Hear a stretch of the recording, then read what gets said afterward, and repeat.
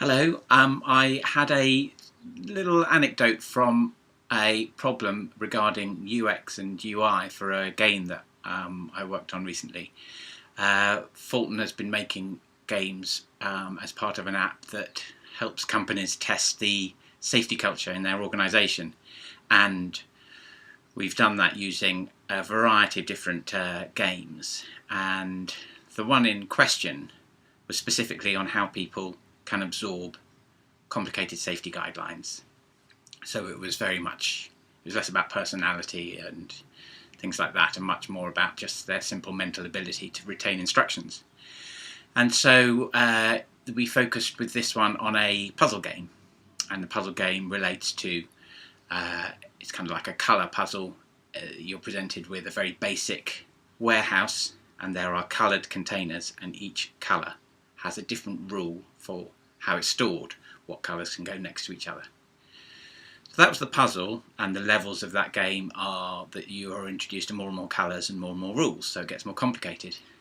And because it gets more complicated, and because the whole thing is about testing how well people can understand those rules, the very basic entry-level rule about the game, so that people knew how to play, had to be as simple as possible, as unequivocal as possible, and as economic and succinct as possible.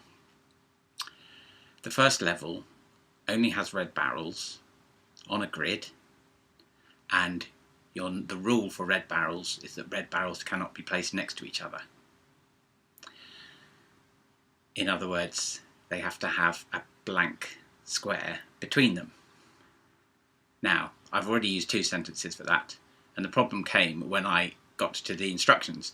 Now, what is nice about the fact that I'm being the designer, producer and developer on these projects is that I am coming across these problems sort of in the round, and I can develop which screens, be thinking about what screens players will be looking at, what actual copy they'll be reading, and what final features they will actually relate to in the game. And so, empty grid, red barrels, there's the rules, and I'm sat there trying to work out what 2-3 words I need to say red barrels mustn't be next to each other. The immediate problem is that on a grid you've got connecting corners, so you need to be clear. Does that mean they can't be touching on the corners either? And it sounds like a simple problem, but as soon as I fixed one half of the sentence, it was like it was going to either be too complicated or there'd be yet another thing, and it would open up another double meaning for the player as they're reading this instruction. The feeling that came to mind as I was writing those is that it's a bit like when you're trying to make a container, how many seams you put in it. Every seam you put in it, it's like every clause in an instruction, it's a weak point. The more sentences that you load up with instructions, you're actually sort of defeating the purpose, because you're giving players too much to think about. And I did come up with a solution, and the solution did surprise me. And the solution was this.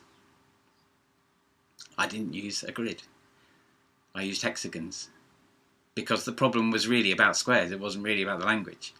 You can't be next to a square, sort of unequivocally. There is no one meaning of next to a square.